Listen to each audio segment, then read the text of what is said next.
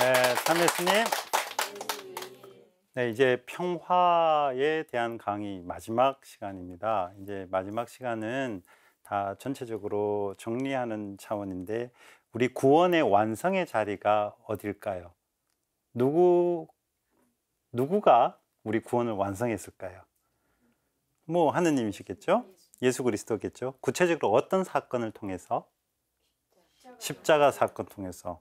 예, 우리 뭐 거의 십자가가 이제 액세서리로 또 많이 나오고 여러 뭐 다양한 예술 작품으로 십자가 나오는데, 십자가라는 형상이 가지는 의미에 대해서 조금 이야기를 하면서 오늘 마지막 평화라는 그 개념을 다 정리해 볼까 합니다. 십자가가 고린토 전서 1장에서 보시면 십자가에 대한 의미가 딱 나타나는데, 십자가는 유다인들에게는 아주 걸림돌이에요.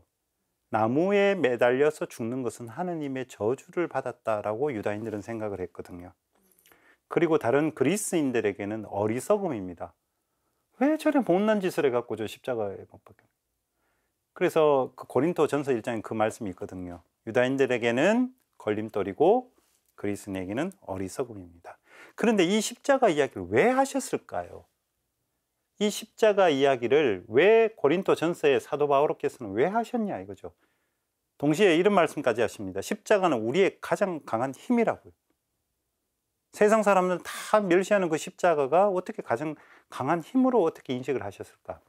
고린토 교회를 보시면 뭐 저는 가끔 이런 말씀을 드리는데, 저한테 만약에 예비자시라면 저한테 세례 받고 싶으세요? 아니면 우리 뭐 추경님, 염추경님한테 세례 받으시고 싶으세요? 예배자한테 물으면 누구한테 교황님까지 갑시다. 프란치스코 교황님한테 세례 받고 싶으세요? 그럼 우리 자매님 누구한테 받고 싶으세요? 네, 교황님이죠. 네, 뭐, 예, 뭐 별거 없잖아요, 그죠? 막 이렇게 보잘것 없는 저한테 받기보다 세상 그런 것 같아요. 조금 유명하고 조금 잘나고 능력 있는 사람한테 마음이 가게 돼 있죠. 고린토 교회가 그랬어요. 나는 아폴로 파다, 나는 무슨 파다, 무슨 파다. 갈리는 거예요, 교회 공동체가. 왜 갈릴까요? 고린토라는 곳은 상당히 상업적으로 아주 부유했고, 돈이 많이 모이는 곳에 사람이 많이 모이고, 사람이 많이 모이니까 온갖 지식과 온갖 문화와 예술이 다 거기 모이는 거예요. 그러니까 이 사회가 어떨까요? 더 잘나고 더 말 잘하고 더 철학적이고 더 깊이 있는 사람들의 어떤 경쟁, 이게 신앙 공동체 그대로 들어옵니다. 들어와서 조금 더 우리도 멋진 사람한테 우리 또 가야 되지 않느냐, 신앙적으로 또 더 깊이 있는 사람한테 가야 되지 않느냐, 이건 결국엔 경쟁이죠. 이러한 교회 공동체에게 사도 바오로가 던지고 싶었던 것은 십자가입니다. 그리고 십자가 고린토전서 13장에 어떤 말씀이 있냐면 사랑 이야기 하시잖아요. 우리 사랑은 뭐죠?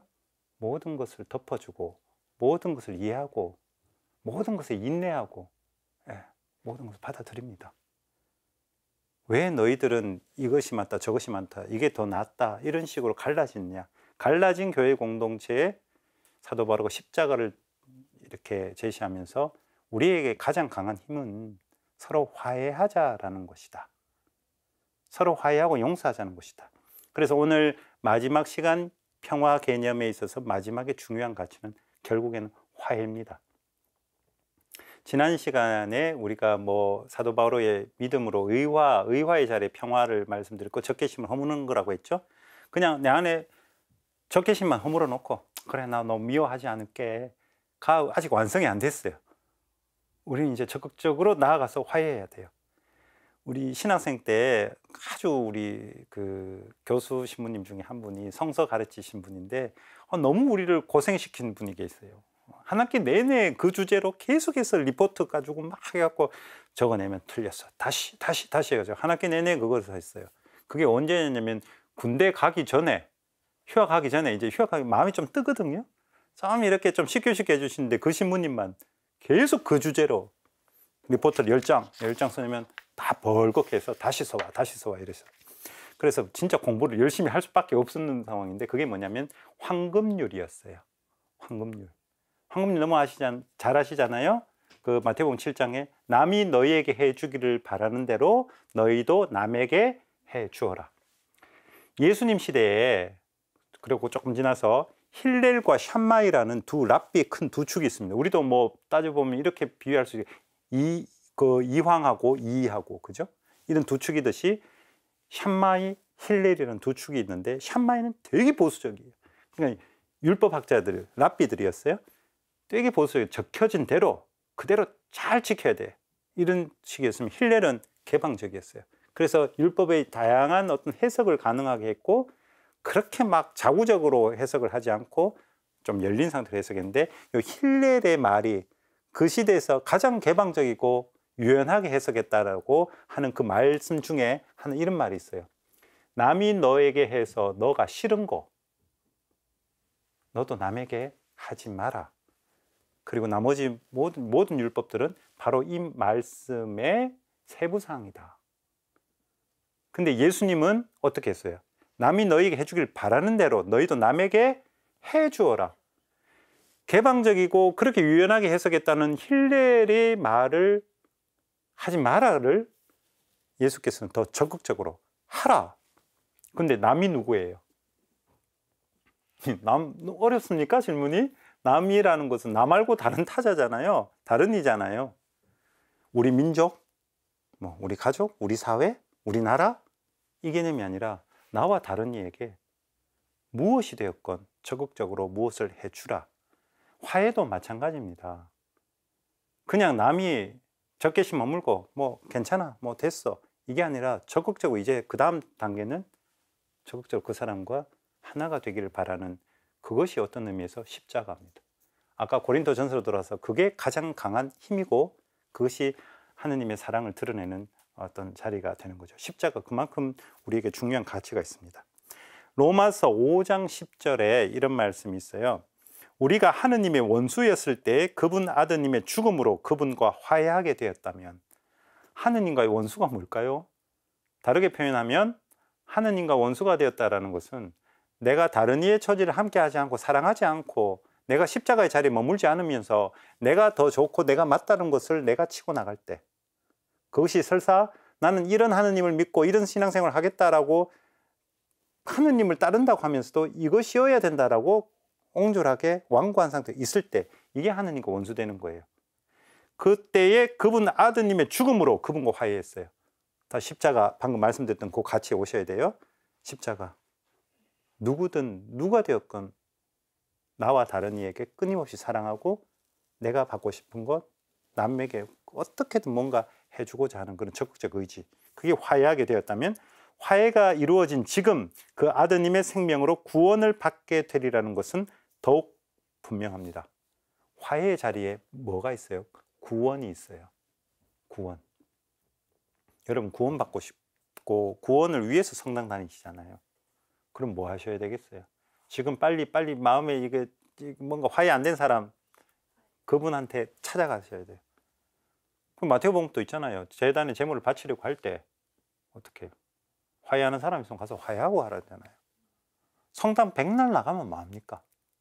내가 집안에서 맨날 이렇게 할 수도 있잖아요. 집안에서 찢고 싸우고 절대 못 받으려고 하는데 성당 가서 평화를 빕니다 라고 인사하는 거, 이거 이중적인 삶, 그죠?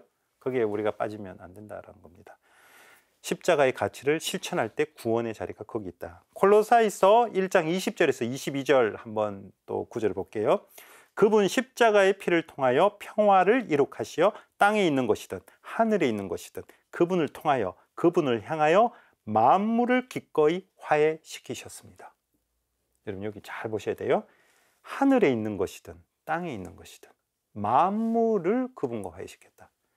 콜로사이서가 쓰여졌을 무렵은 물론이거니와 거의 기원 후 2세기까지 유다 사회는 묵시주의가 만연했습니다. 묵시주의가 뭐냐면 쉽게 생각하면 이건 이원론으로 생각하면 돼요. 하늘은 좋은 것, 땅은 나쁜 것. 신앙 안에서도 뭡니까? 우리는 빛의 비추임을 받았고 우리는 구원받았고 쟤들은 구원 못 받았고, 이원론으로 생각하는 사고방식, 이게 묵시주의예요. 그럼 땅에 있는 것은 하느님 것이 아닌 거예요. 천상의 영광 속에 거룩함이 있어야 하느님 것이고 땅에 있는 것은 하느님 것 아닌 것이다 하고, 이러한 사상이 지배적일 때 콜로사이서는 하늘에 있는 것이든 땅에 있는 것이든 그리고 이것만이 저것만이 아니라 만물이 그분과 화해되는 거예요. 이거 아주 중요한 포인트입니다. 신앙인만, 하느님 뜻을 따르는 사람만 구원받는 게 아니고 우리는 성당에 오지 않더라도 각자 자기 자리에서 열심히 살아가는 사람의 구원의 가능성이 열려 있다는 거. 이거 2차 바티칸 공의에서 칼라느가 말한 익명의 그리스도인의 사상이죠. 우리는 모든 일을 초대해야 할, 구원으로 초대해야 할 의무를 지닌 사람들입니다. 만물이 그리스도 화해를 해야 되는 거예요. 계속해서 콜로사이서 1장의 말씀을 계속 읽어보면요, 여러분은 한때 악행의 마음이 사로잡혀 하느님께서 멀어지고 그분과 원수로 지냈습니다. 원수로 지내는 게 어떤 일이죠? 쉽게 말해서 만물과 화해하지 않고 같이 하지 않고 자기 맞다고 가는 거, 이거 원수된 거예요. 원수. 그러나 이제 하느님께서는 당신 아드님의 죽음을 통하여 그분의 육체로 여러분과 화해하시어 여러분이 거룩하고 흠없고 나무랄 데 없는 사람으로 당신 앞에 설 수 있게 해 주셨습니다 라고 되어 있습니다. 아까는 구원의 자리가 화해라고 했는데 여기에 전 단어 하나를 뽑아보자면 거룩하고 흠없는 상태. 거룩한 게 뭘까요? 거룩한 게 예수 그리스도의 죽음으로, 십자가 죽음으로 우린 거룩하게 됐어요. 거룩한 게 뭘까요? 그러니까 대개 이런 질문을 드리면 나는 약간 좀 속되고 조금 좀 그렇고 아직 모자라고, 거룩한 거는 약간 좀 나보다 좀 낫고 뭔가 신앙적으로 더 깊이가 있고 뭔가 때 안 묻고, 그죠? 이런 걸 거룩하면 생겼는데, 카도슈라는 말이 있어요. 히브리 말에 카도슈. 이게 거룩하다는 말이거든요. 카도슈라는 말 자체는 구별되다라는 뜻이에요. 구별. 자, 여기 아주 중요한 가치가 있습니다. 여러분, 구별되다가 아까 제가 방금 말씀드렸던 나보다 좀 나은 거, 이런 개념이 아니에요. 나와 너는 달라요. 그죠? 크게 구별되면 성속이 다르겠죠. 다름이 있다는 건 무슨 소리예요? 이것만이면 어떨까요? 획일화 되겠죠. 요래 다 맞춰. 획일화. 그 지난 시간에도 제가 우리 자매님들 화장 이야기 가지고 제가 조금 이야기했는데 이제 헤어스타일로 좀 갈게요. 헤어스타일. 근데 참 재밌는 현상들이 대한민국은 있어요. 이게 한국에 살 땐 잘 모르는데 외국에 좀 살다가 한국에 들어와 보면요, 진짜 똑같아요. 인천공항에 딱 내리는 순간에 어떻게 사람들이 이렇게 똑같을 수 있을까, 이런 느낌 많이 들어요. 나이대별로 똑같아요. 20대 대학생들, 옛날에는 깻잎 머리 했는데 요즘은 다 머리에 뭐 상궁마마처럼 말고 다녀요. 말고 20대 되게 다 그래요. 이렇게 좀 튀어나줘야 돼요. 이렇게. 30대로 딱 가잖아요. 이제 회사 들어가고 뭐 이렇게 취직하고 이러면 사무적인 약간 단발머리로 바뀌어요. 이렇게 좀 반한 어떤 그런 거. 40대 넘어가면 머리를 좀 길게 하면서 다 이렇게 좀 끝에 이렇게 파마를 좀 하죠. 50대 넘어가면서 어떻게 될까요? 머리숱이 빠지거든. 머리숱이 빠져가지고 조금 풍성하게 한다고 이제 파마 들어가죠. 그게 좀 심각해지면 60대가 완전 라면을 엎어놓고 가죠. 이게 나이대별로 다 똑같아요. 진짜 신기해요. 그렇지 않습니까? 여기 우리 시청자분들 여기 계신 우리 현대 자매들 보이시는지 모르겠습니다만, 머리 스타일이 다양하네요, 그죠? 다양하신데, 획일화 되는 거, 다 똑같아지는 거, 이건 거룩하지 않아요. 우리가 묵주를 들고 진짜 하루 종일 그냥 성당에 앉아갖고 성당에서 기도만 한다고 칩시다. 거룩한 게 아니에요. 서로 다름이 없고 똑같이 한다면. 외국에 또 성지순례 가면요, 우리 동양권의 사람 중에 가장 다양하게 구별되게 입고 오시는 분들이 일본 사람들입니다. 각자가 멋을 내고 오셔요. 한국 사람들은 등산복, 등산복으로 다 똑같아요. 참 그것도 참 신기한 일인데, 우리는 단일 민족이라고 워낙 이게 세뇌가를 받아서 그런지 똑같이 하려고 하는 거예요. 다양하지 않은, 거룩해지려면 구별되어야 돼요. 서로 다름이 함께 어우러지는 게 구별되는 거, 그게 거룩한 거예요. 바로 거기에 그것을 위해서 십자가 지셨어요. 이 유다 사회는 이렇게만 살아야 돼라는 그 유다 종교 지도자들의 완고함으로, 그 완고함이 모든 그 유다의 일반 서민들까지도 그렇게 살아야만 된다라는 그 가치로 몰고 갈 때 예수님께서는 저 죄인도 저 병자도 같이 살아갈 수 있다는 것을 말하다가 획일화되어 있는 유다 사회의 종교 지도자들을 위해서 죽었습니다. 그래서 예수님께서 십자가의 당시 몸을 통해서, 십자가 죽음을 통해서 우리에게 하시고자 하신 말씀은 너희들도 거룩함을 좀 알아라. 여기서 우리가 어디로 가야 되냐면 창조 이야기로 조금 가볼게요. 창조 이야기. 창조 이야기 요 정신을 아셔야 방금 말씀 화해의 어떤 의미도, 왜 화해를 해야 되는지를 알 수 있습니다. 여러분, 창세기 1장 1절이 어떤 구절입니까? 네, 창세기 1장의 말씀으로 들어가 보면 거기에 태초에 하느님께서 하늘과 땅을 만드실 때, 그때 어떤 상황이었어요? 그게 그때 물이 있었고요. 물 위에 주님의 영이 있었어요. 주님의 영이 아직까지 인간 역사에 개입하기 전에는 세상 물로 가득했습니다. 이 물이 있다라는 것은 우리 태초에 그렇게 생겨 먹었구나, 거기서 시작됐구나, 이렇게 말씀하시면 안 되고, 성경의 창조 이야기는 우리 존재가 어떤 식으로 존재해야 되느냐를 말하는 철학적인 이야기지, 태초에 저 옛날 어떤 시점에 우주가 이렇게 생겼구나의 이야기가 아닙니다. 그래서 창조론과 진화론이 부딪힐 이유가 전혀 없습니다. 어떻게 생겼냐의 문제가 아니고, 우리가 존재하는 우리 이 모든 이 세상은 하느님 뜻에 맞게 존재하기 위해서는 어떻게 존재해야 되느냐의 문제입니다. 거기 보시면 물이 있다라는 것은 구별되지 않았다는 거예요. 이 사제들의, 유다 사제들의 신학인데, 우리 왜 탈출기도 보면 물이 어떻게 돼요? 갈라지죠. 이게 사실 실제 일어난 사건이 아니고, 이집트에서 이스라엘 백성들이 탈출을 한 사건은 맞죠.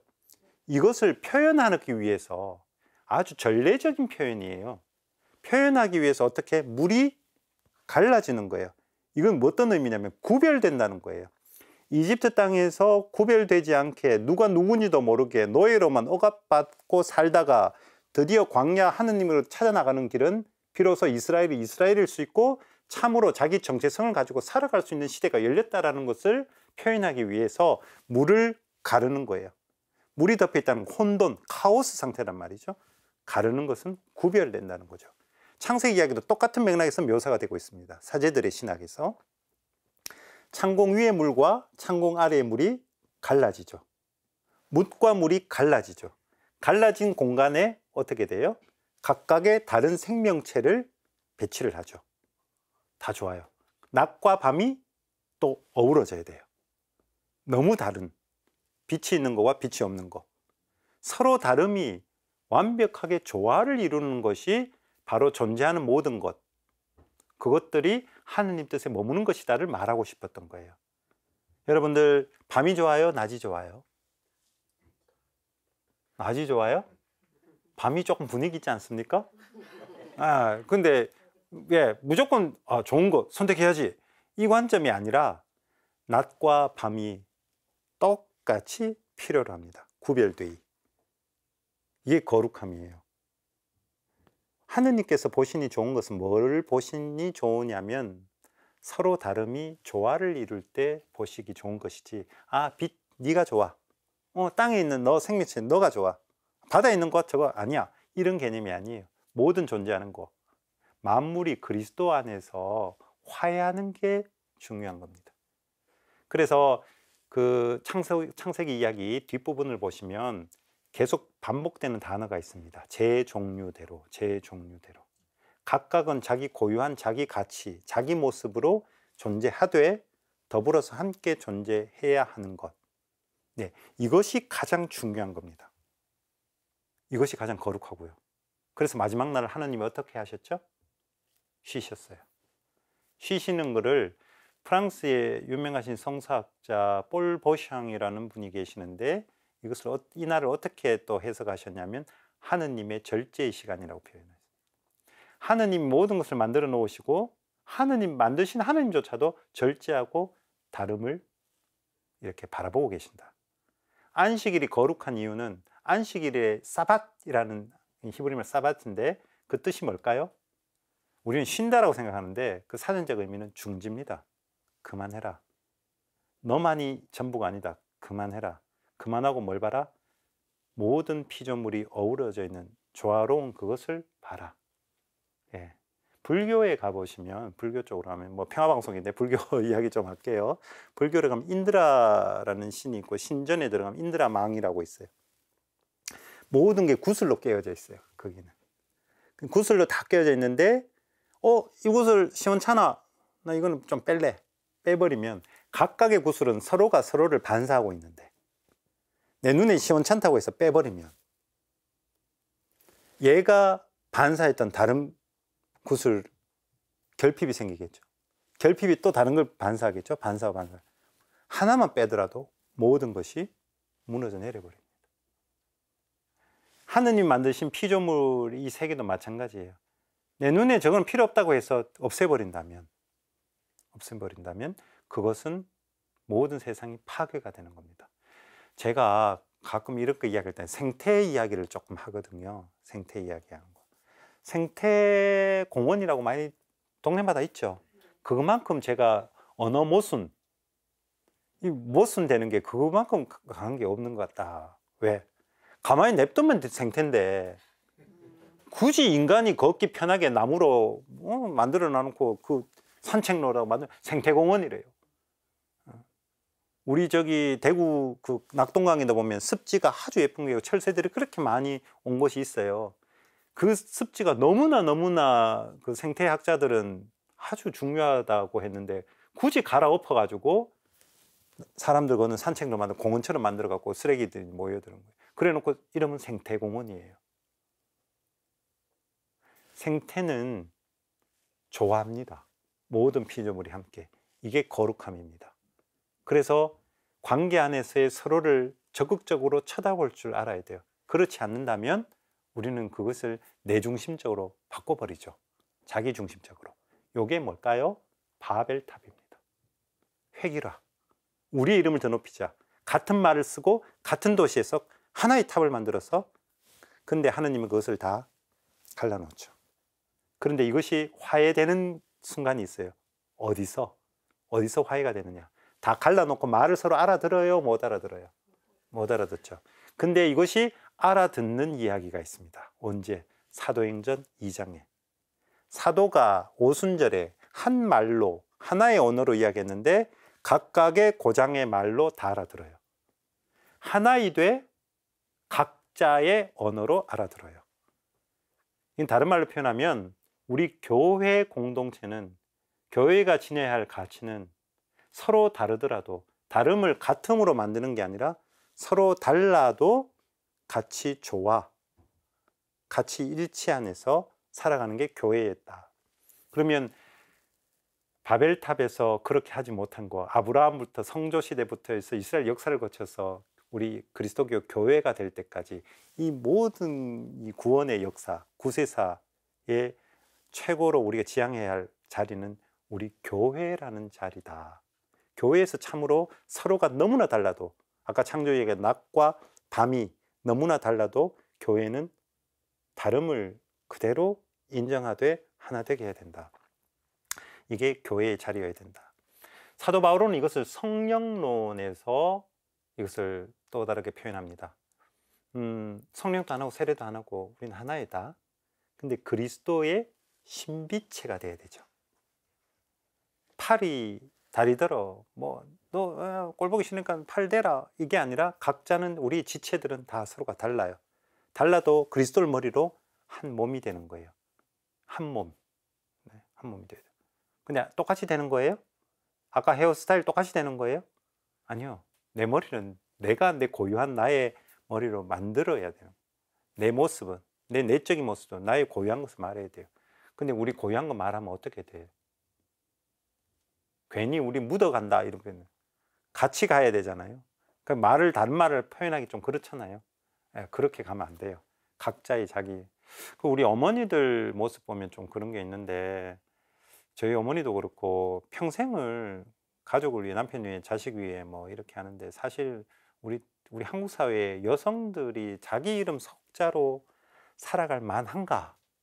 자기 생각을 있는 그대로 자기가 하고 싶은 거를, 자기가 인생을 꾸며 나가고 싶은 거 그것을 그렇게 좀 실천해 나가고 있는가? 이 질문을 던졌을 때 그렇게 했습니다라는 분들이 좀 많지 않아요. 그래서 누군가의 어떤 것을 꺾어놓고 대세가 이렇다 끌고 가는 것은 절대 거룩하지도 않고, 거기는 화해가 일어나지 않으며, 화해가 일어나지 않는 자리, 구별돼야 무슨 화해를 하죠. 그런 자리는 평화도 없고, 단순히 있는 것은 전체주의, 파시즘만 있는 거예요. 그 파시즘은 철저하게 독재자가 필요로 해요. 힘 있는 사람 따라 쭉 나가거든요. 그런 공동체는 우리 교회가 아닙니다. 그래서 아까 그리스도의 신비체 제가 말씀드렸는데, 이것을 또 사도 바울은 새 아담이라고 합니다. 새 아담. 우리 새롭게 돼야 되죠. 근데 새롭다 할 때 이 단어를 씁니다. 그리스 말로 써볼게요. 카이노스라는 단어, 카이노스라고 합니다. 이 네오스라는 단어가 있어요. 네오스라는 단어가 있는데, 네오스는 잘 아시다시피 뉴 그러면 그죠? 새롭고, 이거 신상품. 이 카이노스도 같은 뜻인데요. 새롭다예요. 여러분 새하늘 새 땅 있죠? 요한묵시록에도 보면 새하늘 새 땅 나는데, 그때 새롭다도 요거를 써요. 밑에 걸 쓰는 게 아니고. 그러면 이 새로움과 이 새로움의 차이가 뭐냐? 이거는 정말 신상 그 자체, 진짜 이때까지 없었던 거. 근데 사도 바울가 새 아담이라는 표현을 썼을 때, 새로운 사람이라는 표현을 썼을 때 카이노스를 쓴다면, 이것은 이렇게 설명해 드릴게요. 예전부터 있었는데 지금 다시 보니 내가 이때까지 발견 못했네? 이런 점이 있었어? 이럴 때 쓰는 카이노스. 그러니까 새하늘 새 땅 왔으니까 옛하늘 옛땅 가버리고 사라지고 새 것이 왔구나가 아니라, 내가 계속해서 함께하는 일상 안에서 내가 눈을 가리고 귀를 닫고 전혀 보지도 듣지도 않으려고 하는 마음에서 해방한 것이 카이노스예요. 여러분 새 아담이 새 인간이 되셔야 돼요. 새 인간이 되셨을 때 우리는 마테오복음 18장으로 가보겠습니다. 마테오복음 18장 갔을 때 그 마테오복음이 교회론이 담겨져 있는 데거든요. 교회, 에클레시아, 교회는 무엇인가? 거기에 어린아이가 등장을 해요. 그 다음에 뭐가 등장을 하냐면 작은이가 등장을 해요. 그 다음에 형제 중에 잘못한 사람이 등장을 해요. 무슨 소리냐면, 어린아이는 당시에 인간 대접을 못 받았던 존재예요. 요즘 어린아이가 순수하고 뭐 착하고 뭐 이래갖고 보듬어 줘야 되고 살펴줘야 되지만, 당시의 어린아이는 인간이 덜 된 존재, 작은이라고 번역되는데 저는 이렇게 번역합니다. 쓸모없는 인간, 이 사회에서 내쳐진 인간, 작은이 함부로 하지 마라. 그의 천사가 하늘에서 늘 하느님을 매일같이 뵙고 있다. 이 교회에. 그리고 형제가 잘못하거든 가서 타이르고, 말 안 듣거든 둘이 가서 타이르고, 또 말 안 듣거든 교회에 알려서 타이르고. 교회가 뭔데요? 가장 쓸모없는 인간이라도 함께하는 자리인데요. 그러니까 끝없이 용서하고 화해하고 타이르라는 거죠. 그리고 마지막에 18장 7번씩 70번이라도 용서하라. 이 교회예요. 새 아담이 머물 수 있는 자리는 끊임없이 용서하고 화해하는 그 자리가 바로 새 아담, 새 인간, 다시 창조로 돌아가는 거죠. 아담과 하와의 이야기 안에 인간을 만들었어요. 둘이가 너무 달라요. 인간 만들었을 때 어떡합니까? 인간을 만들어 놓고 혼자 있는 거 좋지 않네? 다른 여자를 만들어줍니다. 하와를 만들어줍니다. 어떤 상태에서 만들어요? 깊은 잠에 빠지게 해요. 깊은 잠은 우린 잠자는 게 아니고 이른바 그 혼수 상태. 완전히 다른 존재에 대해서 의식이 무의식 상태를 가리켜요. 서로는 몰라요. 모르는데 함부로 할 수 있어요? 나의 완고함이, 우리 여기 부부도 오셨는데, 내가 내 집사람은 원래 이런 사람이야, 내 남편은 원래 이런 사람이야, 평생을 같이 살면 너무 익숙하고 너무 잘 알기 때문에 그렇게 규정한 나의 완고함이 우리를 어떻게 보면 상대를 규정해버리고 내 뜻대로 몰고 가는, 그래서 화해가 일어나지 않는 하느님의 원수의 자리가 돼버리는 겁니다. 진정으로 평화스럽기 위해서 우리가 해야 하는 것은, 우리가 해야 되는 결국에는 완고함으로부터의 해방입니다. 구원을 가리킬 때 사용하는 단어 중에 하나가 해방되다라는 단어를 우린 구원이라고 번역합니다. 나는 나로부터 해방되어 있는가? 다른 말로 표현하면 그게 사랑입니다. 내가 또 불어 한마디 말씀드리자면 사랑을 보들레흐라는 프랑스 문인이 사랑을 이렇게 표현했습니다. 사랑은 자기 자신으로부터의 해방. 사랑은 내가 좋아하는 사람에게 챙겨주는 게 사랑이 아니고 일단 먼저 자기 자신으로부터 해방하는 게 사랑입니다. 그런 의미에서 우리가 평화, 오늘 이 시간에 마지막으로 정리할 수 있는 평화는 결국에는 화해하고 사랑하십시오. 서로 사랑하십시오. 언제까지? 끝까지. 죽을 때까지. 끝까지 사랑하시고 살아가시는 게 가장 중요하지 않나. 특별히 우리 한국 사회에 신자유주의가 너무 만연해서 경쟁이 너무 치열하게 되는 이 사회 안에서 우리 그리스도교 신자만이라도 진영 논리에 빠져서 정치인들이 계속해서 이른바 가짜뉴스다, 자기 진영 논리에 맞는 사람 편을 만들기 위해서 그렇게 내뱉는 말에 휩쓸리지 마시고 우리는 누가 됐든 서로 사랑하라, 사랑하라.